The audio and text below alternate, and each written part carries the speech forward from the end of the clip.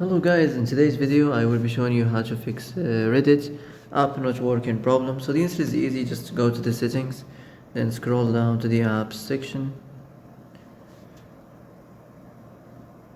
and then go to the search and search Reddit, and then go to the storage, and here you will find this clear cache option. Click on it. Now you can go check it if it worked, and if it didn't you can try to restart your phone or turn the Wi-Fi off and on, or the Bluetooth or the airplane mode. Also you can try to clear data, but be careful. If you clear data, all this application's data will be deleted. This includes all files, the settings, the accounts, the databases, etc. So be careful if you want to clear your data. And that's it for today's video. I hope this is the answer you've been looking for.